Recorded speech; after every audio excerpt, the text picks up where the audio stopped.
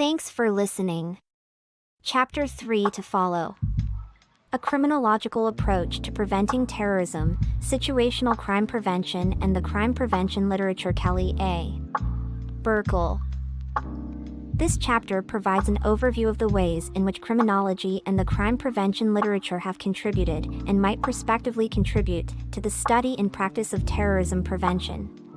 Underlying the discussion is the critical premise that terrorism is, inexorably, a particular form of crime, and that criminological perspectives accordingly function as key components of any comprehensive strategy for terrorism prevention and preparedness. Models and foundational concepts in crime prevention are introduced with a focus on situational crime prevention and its theoretical underpinnings. The application of situational crime prevention (SCP) to terrorism prevention is traced from its promising point of departure in 2006 through its evolution up to the present time. In addition, crime prevention models outside of, or extending beyond, situational crime prevention are considered to afford a broader overview of the maturing criminological perspective on terrorism prevention.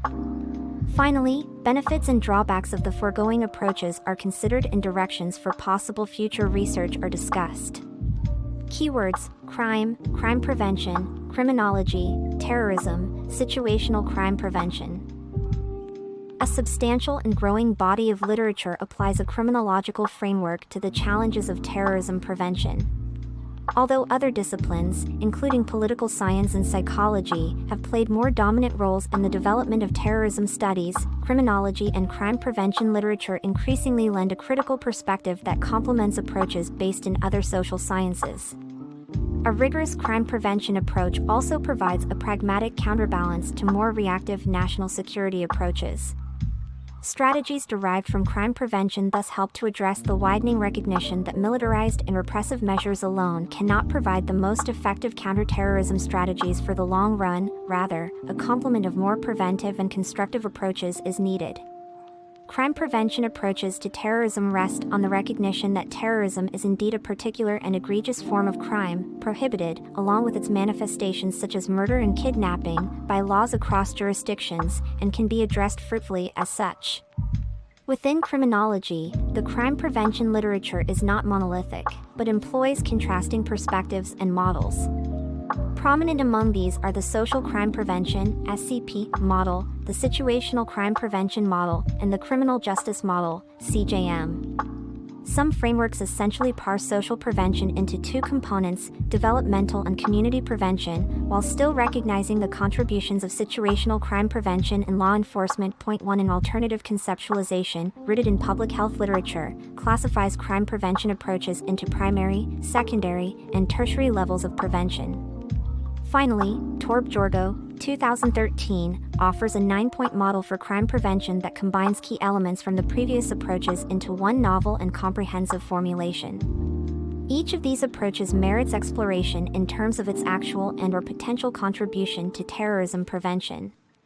In particular, SCP-related factors neatly fit into the literature relating to terrorism prevention, and therefore this overview highlights the SCP approach in the greatest detail as well.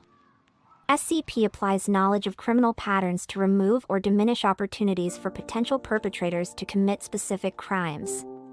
In the counterterrorism context, SCP aims to prevent specific forms of terrorism by changing environmental circumstances, rather than changing individual terrorists and their particular dispositions. Point 2 Clark and Newman's seminal book from 2006, titled Outsmarting the Terrorists, provides a point of departure. The authors persuasively demonstrate the application of SCP to terrorism. In the years since the publication of Outsmarting the Terrorists, over 60 additional published works have appeared on that topic. Point 3 Viewing and addressing terrorism through an SCP model provides a range of potential benefits in practical prevention, as well as some possible drawbacks, as discussed herein. For example, using SCP methods, authorities can both prevent attacks in some cases and reduce the harm that results from them in others. Further, addressing terrorism through the lens of SCP may lower expectations for its complete eradication, and contribute to a more balanced perception of terrorism in relation to other threats. Point 4 On the other hand, a displacement effect may cause deterred terrorists simply to redirect their efforts toward other crimes or targets. Further, some critics view differences between terrorism and ordinary crime as highly significant and argue that current SCP approaches lack the requisite nuance for effective prevention in a terrorism context. Overall, the crime prevention literature in general, and the literature addressing SCP specifically, have much to offer in the related field of terrorism prevention. Indeed, by focusing on the obvious connections between terrorism and crime, we may be able not only to contribute to a better understanding of terrorism, but also to help formulate more rational policies for combating it. 5. The discussion and literature review that follow assess the contributions of the crime prevention literature to the prevention of terrorism to date. First, in order to lay a conceptual foundation for its application in the terrorism context, this chapter broadly describes different strands of crime prevention featuring prominently in the literature. Approaches within crime. Prevention warranting attention here includes social and situational crime prevention, developmental and community prevention, and the criminal justice model. The discussion proceeds to detail the principles of SCP in greater depth, tracing the application of SCP and other crime prevention models in the context of terrorism prevention. In this regard, Clark and Newman's groundbreaking application of SCP principles to terrorism prevention feature prominently, as do the related endeavors that followed. For example, researchers have studied the application of crime prevention principles to bioterrorism, ecoterrorism, hostage-taking, and ideologically motivated tax refusal, among many other areas. 6. Special attention is afforded to Torb Jorgo's crime prevention model, as applied to terrorism prevention. Jorgo's model integrates key elements from the other crime prevention models discussed above, rendering them compatible and tailoring them for the context of terrorism prevention. Finally, the chapter highlights potential advantages and drawbacks of applying SCP or other criminological approaches in the context of terrorism prevention and discusses areas for future research. Key concepts in crime prevention. Overview of the prevention of crime and terrorism within the larger field of criminology. Crime prevention offers a unique perspective and has emerged as a subdiscipline in its own right. 7. Crime prevention refers to efforts to forestall crime or criminal offending in the first instance, before the act has been committed. 8. While traditional vehicles for addressing crime include institutions such as police forces, courts, and corrections, broader crime prevention efforts often take place outside the formal justice system as well. Thus, crime prevention has been described as an alternative approach to the dominant crime control model in the United States and other Western nations, as well as an important component of an overall strategy to reduce crime. 9. The proactive, whole-of-society orientation of crime prevention places it squarely in line with the post-9/11 policy shift in counterterrorism toward prioritizing the prevention of terrorist acts before they occur. In the United States, this new mandate was shared across law enforcement agencies in the wake of the attacks of September 11, 2001.10. In an oft-cited example, the Federal Bureau of Investigation, FBI, transformed itself after the attacks, adopting a proactive approach to predicting and preventing threats before they could be realized, rather than primarily investigating terrorist crimes after they occurred. 11. At the same time, the 9/11 attacks and other high-profile terrorist attacks around the globe in recent decades have resulted in increased funding opportunities for, and scholarly interest in, rigorous social science-based approaches for understanding and addressing terrorism.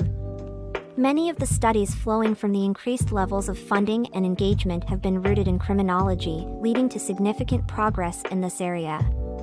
It has not escaped many scholars that terrorism prevention stands to benefit from advancements within crime prevention research, and vice versa. 12. Major strands in crime prevention literature. In the field of general crime prevention, experts have developed a number of wide-ranging models and typologies, extending into diverse disciplines and fields of discourse. While sometimes overlapping with each other conceptually, these models also embody partially competing perspectives. 13. Tonry and Farrington identified 4 different crime prevention strategies: law enforcement on the one hand, and developmental, situational, and community prevention on the other. 14. This 4-part framework serves as a helpful tool for considering some basic foundations of crime prevention. The law enforcement model refers to the formal institutions of criminal justice in society, i.e., police forces and prosecutors, criminal courts, and penitentiary systems.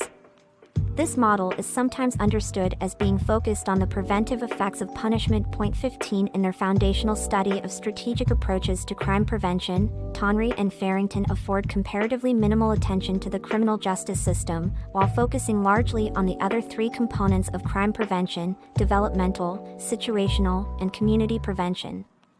Their rationale for this choice rests with the limited preventive effect of sanctions, and the conclusion shared in most countries that have an empirical research tradition concerning criminological subjects.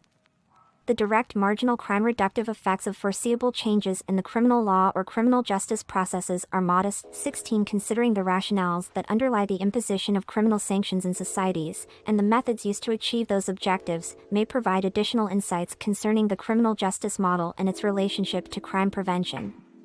Within the U.S. federal justice system, for example, the textbook purposes for sentencing have long been thought to include retribution, deterrence, incapacitation, and rehabilitation, with those rationales attaining different levels of respective prioritization during different eras of American history. Point 17 Arguably, the first of those objectives, retribution, is unrelated to prevention, while the last three, deterrence, incapacitation, and rehabilitation, all advance the cause of prevention. In practice, joint efforts to reduce recidivism have contributed to increasing links between the institutions of criminal justice and organizations implementing prevention-based measures to reduce crime. For certain categories of offenders, some level of in-prison rehabilitation programming exists, as does post-incarceration programming for offenders on supervised release. Indeed, as acknowledged in the United Nations Guidelines for the Prevention of Crime, preventing recidivism represents one important category of overall crime prevention. Point 18 When the criminal justice model is understood as a set of tools formed largely to prevent recidivism, its separation from the social and situational prevention models becomes less absolute. Nonetheless, evaluating other preventive models separately from criminal justice is useful for theoretical clarity. The other three main crime prevention strands may be summarized in their simplest terms as follows. Developmental prevention operates at the individual level.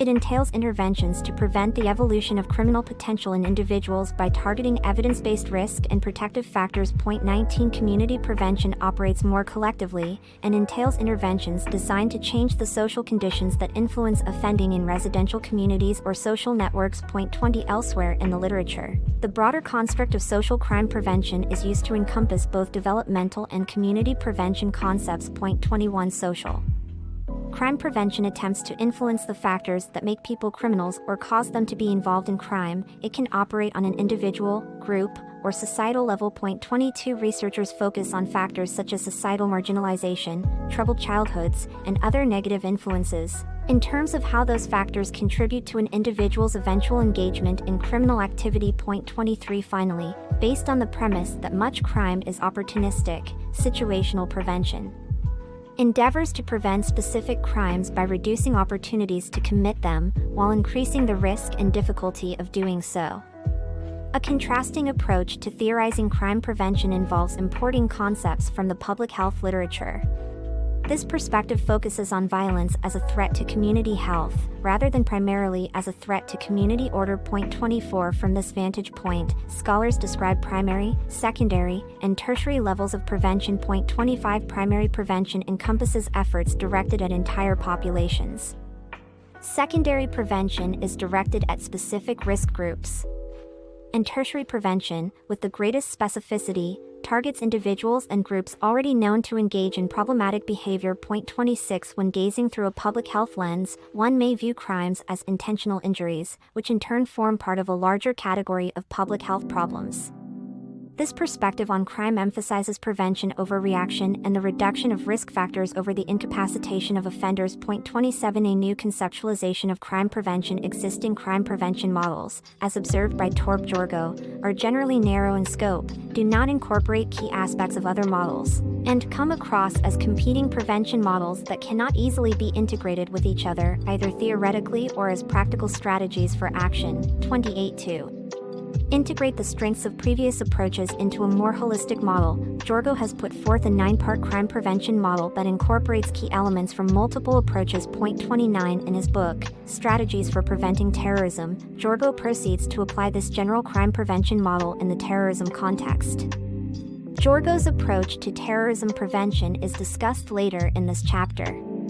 But in order to reach that point, Jorgo presents a broad model for crime prevention and discusses the following critical elements of that model. 1. Establishing and maintaining normative barriers to committing criminal acts. 2. Reducing recruitment to criminal social environments and activities by eliminating or reducing the social root causes and individual processes that lead to criminality. 3. Deterrence by getting potential perpetrators to refrain from criminal acts through the threat of punishment. 4. Disruption by stopping criminal acts before they are carried out. 5. Protecting vulnerable targets against criminal acts by reducing opportunities. 6. Reducing the harmful consequences of criminal acts. 7. Reducing the rewards from criminal acts. 8. Incapacitation or neutralization by denying perpetrators the ability, capacity, to carry out new criminal acts. 9. Desistance and rehabilitation by making it possible for people who have been involved in, or punished for, crime to return to a normal life. The steps enumerated above may function as a chain of successive barriers to committing crimes, in which individuals who proceed past one barrier may be stopped by the next one or another following that. For each of the above mechanisms as applied to each type of crime, Jorgo asserts that we must determine what kinds of measures can be used to activate the mechanisms, who will be the principal actors in charge of implementing the measures, and who are the target groups for the measures. It is also necessary to evaluate the strengths, weaknesses, limitations, and side effects of activating the preventive mechanisms. In identifying the target groups for various prevention strategies, Jorgo embraces concepts derived from the public health model. He refers to primary prevention, secondary prevention, and tertiary prevention, as discussed above. Jorgo also adds a fourth category, which encompasses prevention targeted at victims of crime. 30 Finally, Jorgo notes the importance of considering unintended side effects of measures implemented to reduce crime. Although Jorgo's 9-point model and the other models referenced above differ in their orientations and priorities, they jointly shed light on essential parameters of crime prevention. Each one has been elaborated on in significant depth and occupies a substantial place in the literature. The foregoing theoretical sketch, while elementary, provides a bedrock foundation and point of departure for exploring the contributions of the crime prevention literature for the prevention of terrorism. Bringing terrorism prevention into the picture, contributions from situational crime prevention and other models. The prevention of terrorism, as defined in Chapter 2 of this volume, entails the anticipation of risk factors giving rise to terrorist group formation, terrorist campaign initiation, and/or specific attack preparations. In turn, preparedness entails taking proactive and preemptive measures to reduce risks and threats of terrorist crimes, and if that turns out to be insufficient, reducing the negative impact of terrorist attacks through a set of planned precautionary measures aimed at strengthening governmental readiness and societal resilience. Along a similarly proactive and preemptive vein, crime prevention refers to efforts to prevent crime or criminal offending in the first instance, before the act has actually been committed. 31 Terrorism can be described, though not defined, as a particular form of crime, i.e., crime that has a political motive. Therefore, one logical manner of conceptualizing terrorism prevention is as a form of crime prevention. Yet some researchers, policymakers, and other commentators perceive terrorism as fundamentally different from other forms of crime, pointing to a number of terrorism's characteristics that purportedly distinguish it from ordinary crimes.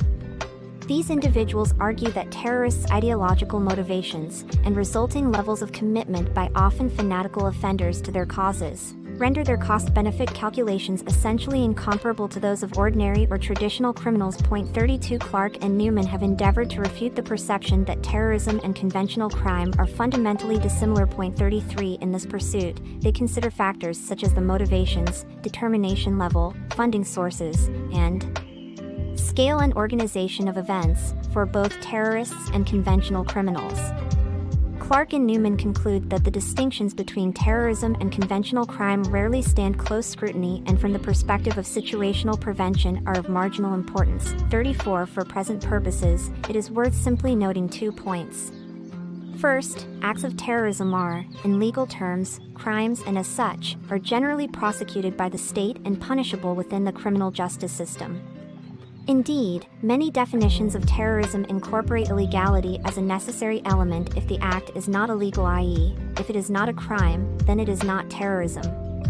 In addition, the conceptual differences between various types of conventional crime, such as murder, rape, or assault on the one hand versus perjury, fraud, or trespassing on the other, arguably are at least as substantive as the supposed differences between crime and terrorism. 35 Many other researchers, accepting the view of terrorism as a severe form of crime, have increasingly tailored and applied concepts from the crime prevention literature to terrorism prevention in recent years.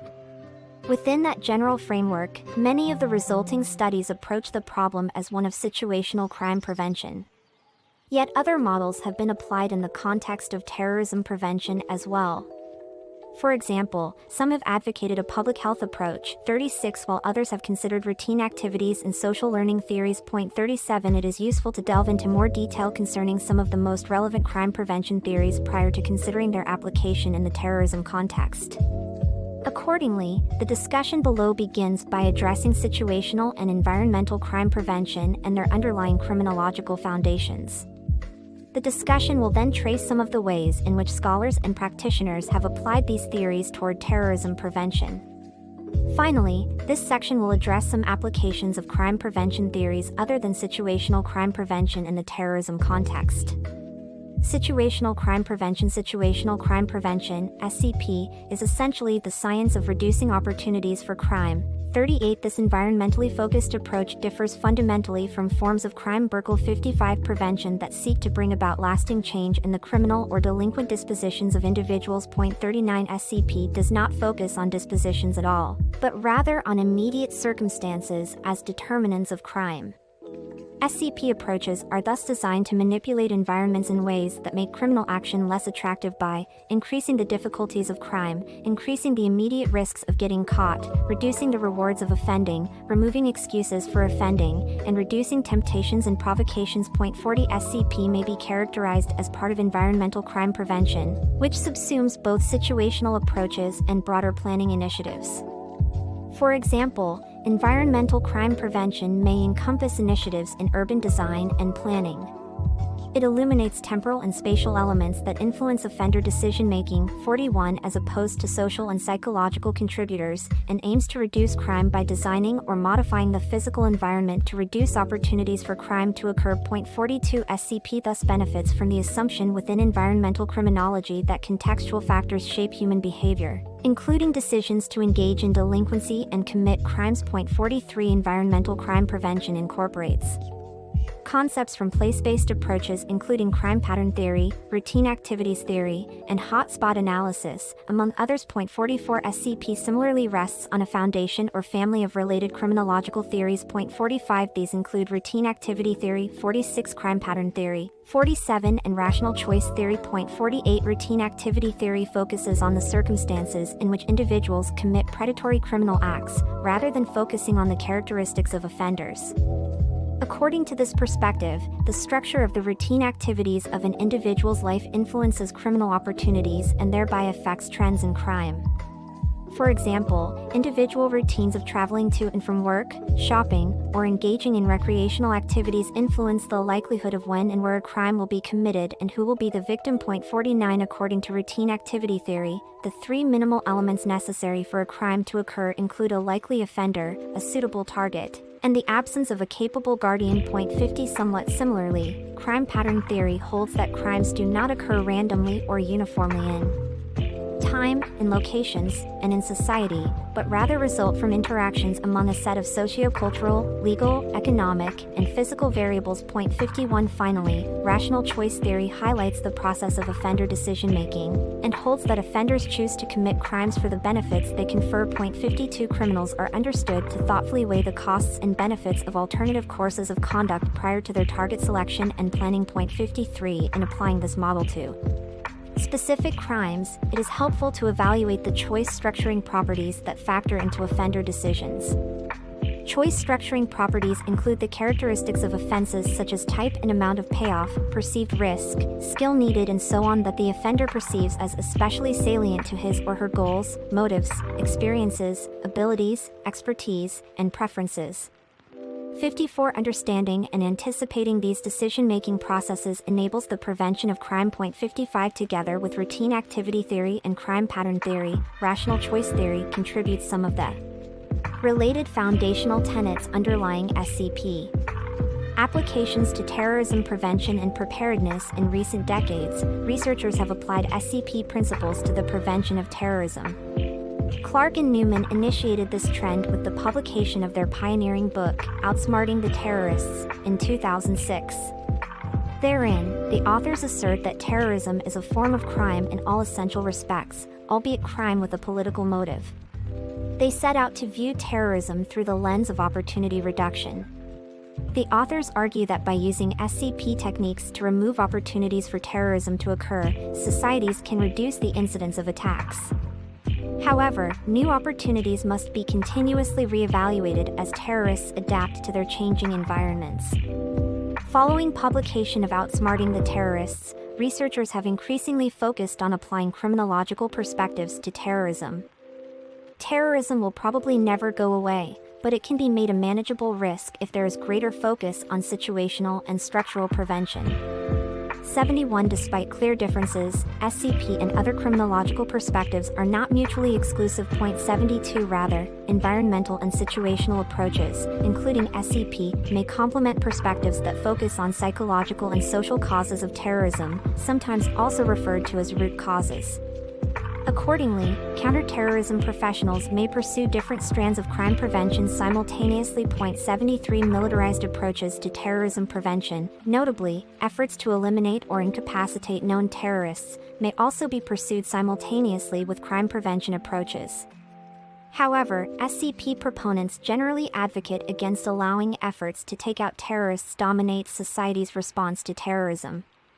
Rather, SCP in the terrorism context incorporates the assumption that there will usually be an unlimited supply of potential terrorists who adhere to aggrieved ideological movements and whose goals are difficult to satisfy. 74. In addition, SCP proponents argue from a practical standpoint that efforts to eradicate terrorists are simply unlikely to work, just as imposing severe punishments on conventional criminals has not deterred and stopped crime. 75. In Outsmarting the Terrorists, Clark and Newman lay the foundation for a new approach to terrorism prevention based on SCP. This approach emphasizes that terrorists confront circumstantial and logistical challenges just as other criminals do, and that societies can diminish the incidence of terrorism by studying and reducing the opportunities to commit terrorist acts. Meaningful analysis of terrorist opportunities is facilitated by breaking such opportunities into their fundamental components, targets, weapons, tools, and facilitating conditions, and then using the concepts introduced by Clark and Newman to understand, anticipate, and take steps to manipulate terrorist decision-making. However, these foundations, as described by Clark and Newman, are largely conceptual. 76. In the intervening years since publication of Outsmarting the Terrorists, a few researchers have tested the concepts advanced therein, but most subsequent studies applying SCP to terrorism have not endeavored to empirically assess Clark and Newman's claims. 77. Nonetheless, substantial progress has been made in extending the principles underlying Clark and Newman's work and applying crime prevention approaches in a wide array of terrorism contexts. Subsequent applications. 2006 to 2019 researchers have continued to apply SCP and other crime prevention principles to terrorism prevention in the wake of Outsmarting the Terrorists, 2006. In this section, subsequent studies pertaining to SCP are discussed, a few examples are highlighted, and significant absences are identified. Freilich, Grunewald, and Mandala add clarity to the developing intersection of SCP and terrorism in 2019, when they published an overview entitled Situational Crime Prevention and Terrorism, an assessment of 10 years of research. That article systematically reviews the literature between 2006 and 2016, as it concerns SCP's intersection with terrorism prevention. The table below, reproduced from the article by Freilich et al., indicates the number of relevant publications each year during the designated period. In total, Freilich and colleagues identify 60 such studies. Relevant publications peaked in 2009 with 11 in total that year. This increase was attributable to a special issue of Crime Prevention Studies in 2009, focusing exclusively on the application of SCP principles to terrorism and including contributions from several prominent authors. 78 in their review, Freilich and colleagues analyzed selected attributes of the 60 identified publications in order to present an overview of scholarship at the nexus of SCP with terrorism.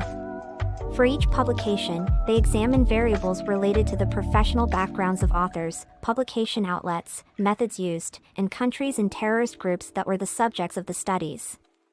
Although the studies all relate in some manner to the application of SCP to terrorism, their topics extend to far-ranging subject matters, largely reflecting the broad diversity of acts and events covered under the rubric of terrorism itself. For example, chapters from the special issue of Crime Prevention Studies cover areas as diverse as the spatiotemporal modeling of insurgency in Iraq, 79 bioterrorism, 80 in hostage-taking and kidnapping with a case study of Korean hostages in Afghanistan, 81 among several others. Despite increasing interest in the intersection of SCP with terrorism, Freilich and colleagues observed that academics have generally failed to respond to the arguments made in Outsmarting the Terrorists by subjecting Clark and Newman's claims to scientific verification. 82 to wit, only 5 of the 60 studies identified by Freilich and colleagues empirically test concepts derived from Clark and Newman's Evil Done framework for assessing the attractiveness of targets.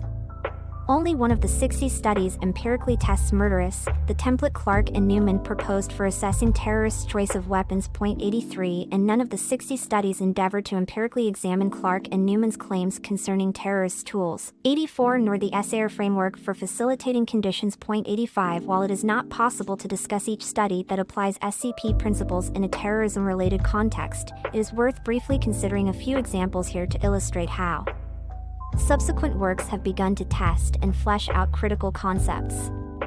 The examples that follow are limited to the context of terrorist target selection, with a focus on Clark and Newman's Evil Done framework. 86, as discussed above, Clark and Newman describe a theory according to which terrorist selection of targets is largely based on tactical considerations.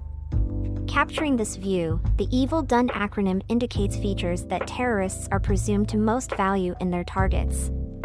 Those targets most aligned with the Evil Done framework are considered most attractive and vulnerable. Specifically, targets are ostensibly more attractive and vulnerable to terrorists when they are exposed, vital, iconic, legitimate, destructible, occupied, near, and easy. Subsequent studies have further illuminated the dynamics of terrorist target selection.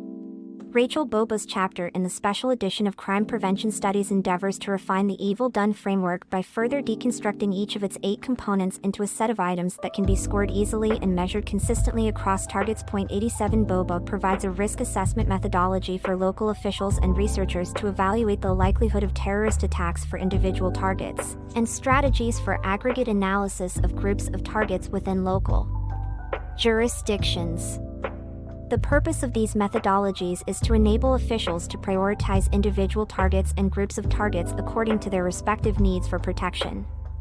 Boba sets forth a scoring system for evaluating the Evil Done factors in more detail than previously existed in the literature, bringing the field another step closer to quantifying and standardizing assessment of vulnerability based on the Evil Done approach. 88 Thus, while Boba does not actually test the Evil Done framework nor apply it to potential targets, she extends the original template as set forth by Clark and Newman to render it more readily usable by local officials and researchers. More recently, in 2015, researchers analyzed the Evil Done target selection principles in connection with eco-terrorism, seeking to descriptively assess the attractiveness and vulnerability of targets selected by environmental and animal rights extremists. 89 The authors note that previous applications of SCP to terrorism were largely concentrated in the area of Islamist extremism, and posited, referencing Clark and Newman, that the target selection process is likely to vary among forms of terrorism rooted in different backgrounds and ideologies. Accordingly, the authors venture away from Islamist ideologies and instead selected the relatively unexplored arena of target selection among eco-terrorists. While Boba's work focuses on providing a risk assessment methodology and strategies, Grunewald and colleagues take the next step by actually applying the Evil Done model to targets that had previously been attacked. Their goal is to empirically examine how key characteristics of actual targets influence the decision-making of eco-terrorists in the United States. Using the 8 attributes of evil done for measurement, the study's authors evaluate the extent to which eco-terrorists select targets based on vulnerability and attractiveness. Eco-terrorism is defined to include ideologically motivated crimes committed by environmental and animal rights extremists, occurring between 1987 and 2012. Data were extracted from the American Terrorism Study, ATS, a database which monitors federal prosecutions of accused terrorist offenders and is housed at the University of Arkansas. In turn, the ATS relies on the definition of ecoterrorism provided by the Federal Bureau of Investigation, FBI. The use or threatened use of violence of a criminal nature against innocent victims or property by an environmentally oriented, subnational group for environmental political reason, or aimed at an audience beyond the target, often of a symbolic nature. 90 based on their findings about the relative importance of different evil done attributes in rendering targets attractive and vulnerable, the authors provided preliminary policy recommendations for reducing the vulnerability of potential targets to eco-terrorism incidents. While researchers have explored the application of SCP principles to terrorism, practitioners and policymakers have in turn utilized those principles for practical terrorism prevention. Some governments have effectively implemented SCP strategies to protect their public spaces. For example, in the United States, the Department of Justice published a guide, Policing Terrorism, an executive's guide, in which Newman and Clark provide guidance for police chiefs and other senior executives to utilize methods often reflecting SCP principles. In Britain, the Protect strand of the government's contest strategy for counterterrorism essentially entails the application of SCP principles and target hardening approaches. 91 The National Counterterrorism Security Office, a police unit that supports the Protect and Prepare strands of contest, has recommended crime prevention measures to inhibit opportunities for committing terrorist acts. The office's advice booklet for businesses provides guidelines including recommendations for good lighting, closed-circuit television, CCTV, perimeter fencing, and removal of exterior planting that obscures surveillance as protective measures, as the presence of situational factors providing guardianship increases the risk of apprehension. 92 The development of a protective ring of steel consisting of CCTV cameras, linked to real-time computer-based analytics around significant locations in London's financial district has also been cited as an example of the implementation of SCP principles to prevent terrorism. 93 Other countries have implemented similar approaches to protect financial districts and other urban spaces as well. 94 Yet some researchers highlight the need for caution in looking to SCP strategies to protect public spaces from terrorism. Fussy contends that while target hardening strategies clearly hold a place in countering terrorism, awareness of the caveats and limitations of these strategies facilitates a more nuanced, appropriate and effective application. 95 A study by Robinson, Marchment and Gill examines whether domestic extremist crimes causing property damage were similar to property damage incidents perpetrated by conventional criminals. The results suggest that left-wing extremists do not behave in the same manner as conventional criminals, and that the left-wing extremists studied were less likely to conform to theoretical expectations regarding the effect of guardianship on target selection decisions. 96 Specifically, the presence of lighting and CCTV at a target location is found to be less of a deterrent for those engaged in domestic extremist activity, in the form of direct action attacks, than for those engaged in conventional crime. Thus, while the SCP approach to terrorism prevention has gained traction, it may be more effective in relation to some threat areas than others. Continuing research will help to clarify the best applications for SCP in terrorism prevention, and perhaps shed light on the optimal manner of combining these strategies with other crime prevention and counterterrorism strategies to form a more holistic paradigm. Benefits, drawbacks, and future directions in considering the optimal method of combining SCP with other crime prevention approaches, and combining the criminological perspective with those of other disciplines, it is useful to have a sense of the strengths and limitations of SCP in this domain. One strength of the SCP approach is its pragmatism, reflected in its assumption that there is no possibility of taking out all terrorists. Rather, groups will replenish themselves and individuals who leave or are eliminated will be replaced by new recruits. Accordingly, SCP eschews the idea of attempting in vain to eradicate every terrorist and focuses more fruitfully on the attainable goal of reducing terrorist opportunities. Similarly, SCP does not endeavor to identify or address the biological or social factors that cause individuals to radicalize, but simply seeks to reduce opportunities across the board for terrorist acts to occur.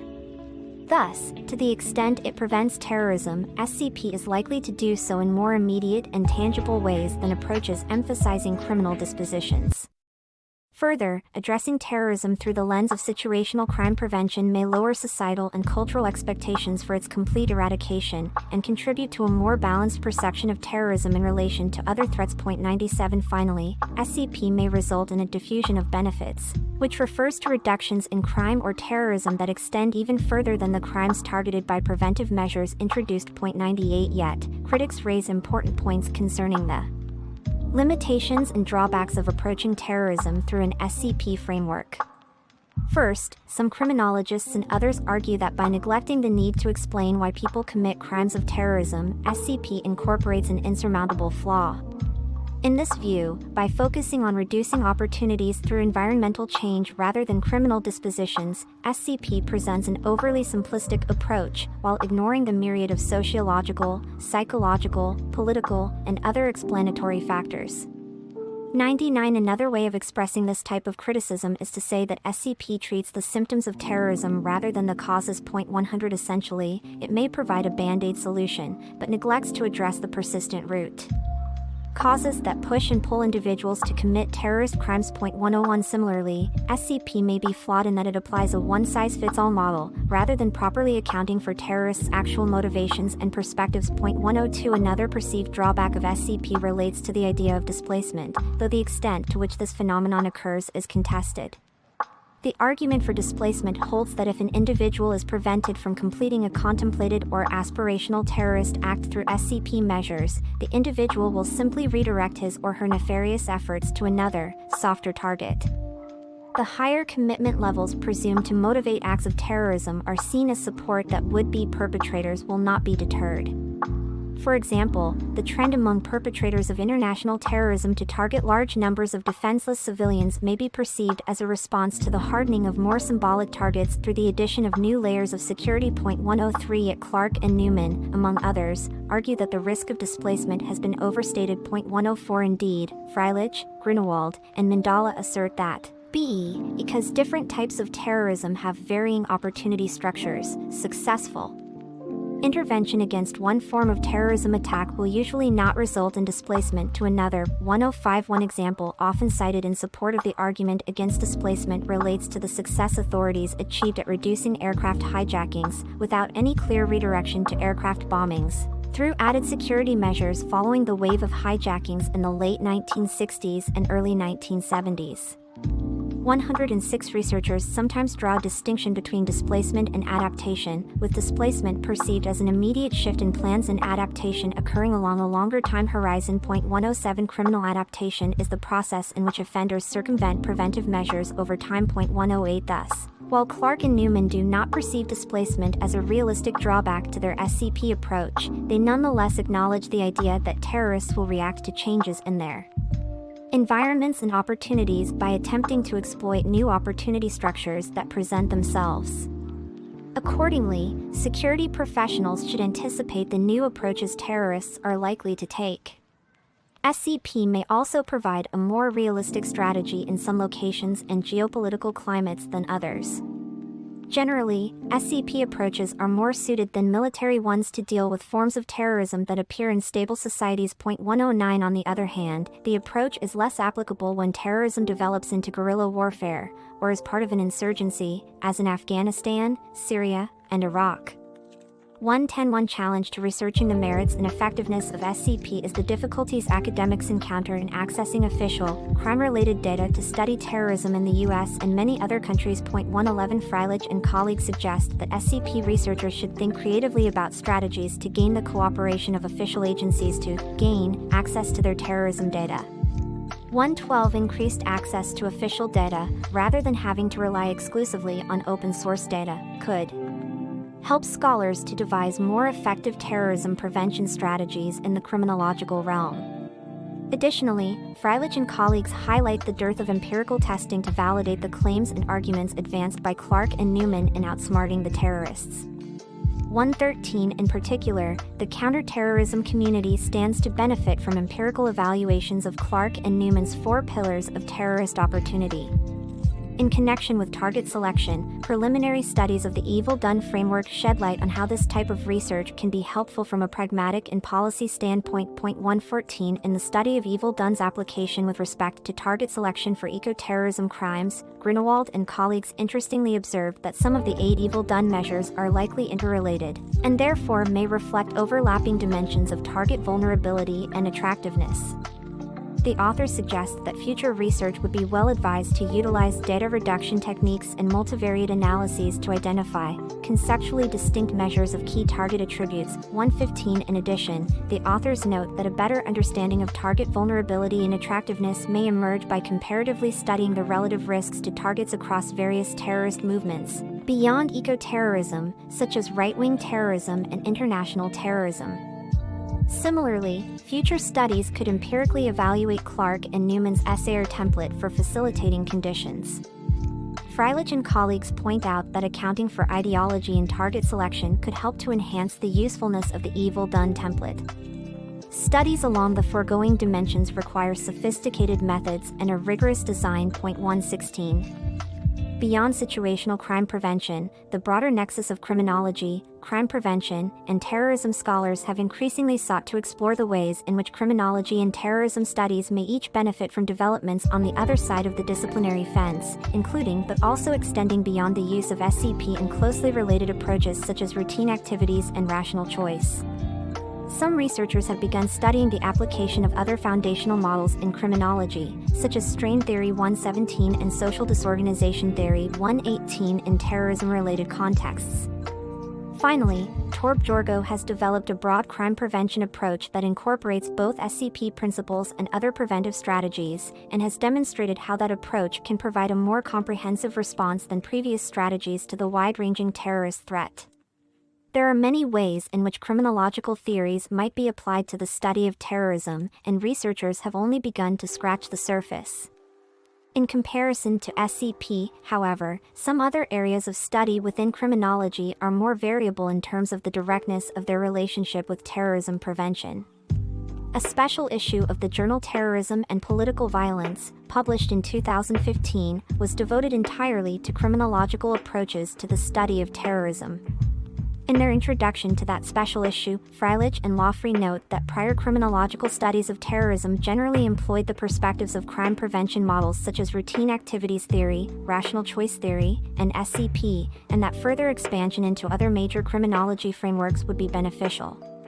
The authors reference social learning, classic strain, social control, life course, and psychological and biological perspectives as other models into which terrorism-related research could beneficially expand. 119 The special issue itself constitutes a step in this direction, with articles addressing enemy/strain, social disorganization, and underexplored routine activities frameworks. 120 and 2 related examples of research using criminological theories, Gary Lawfrey published articles respectively with Bianca Bersani in 2014 121 and Susan Fahy in 2015 122 exploring social disorganization theory in relation to terrorist attacks at the county level within the U.S., as well as at the country level.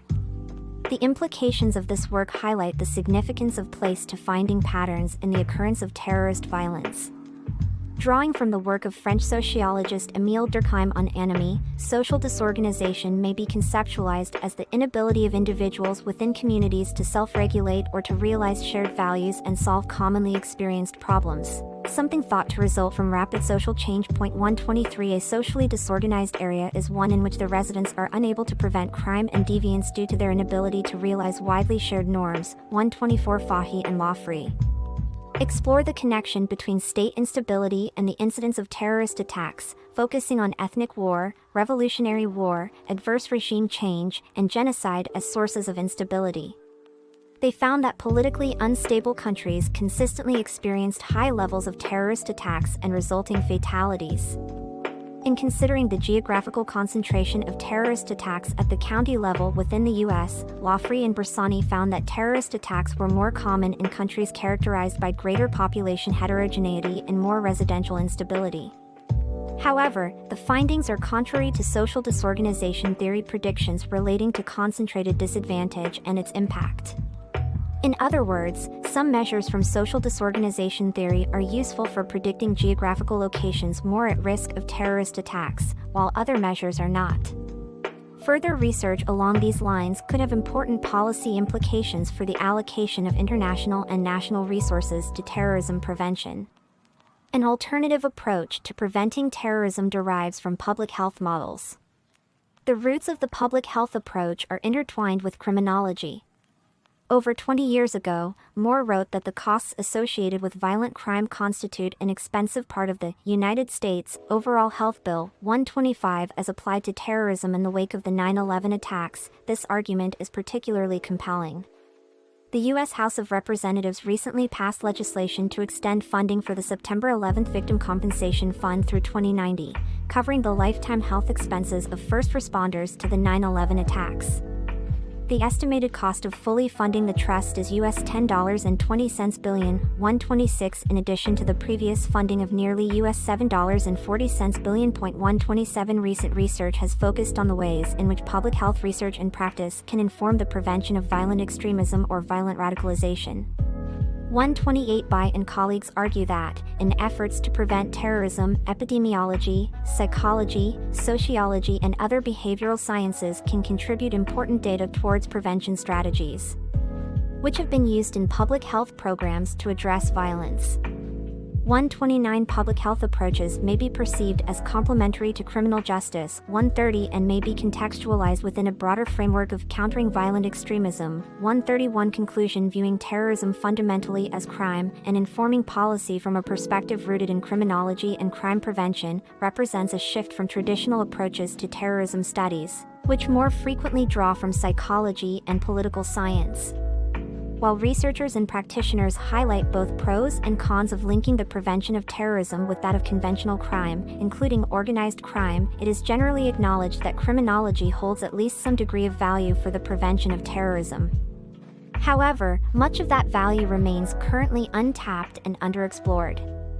Nevertheless, the interdisciplinary nexus of terrorism studies and criminology has been gaining momentum over recent decades.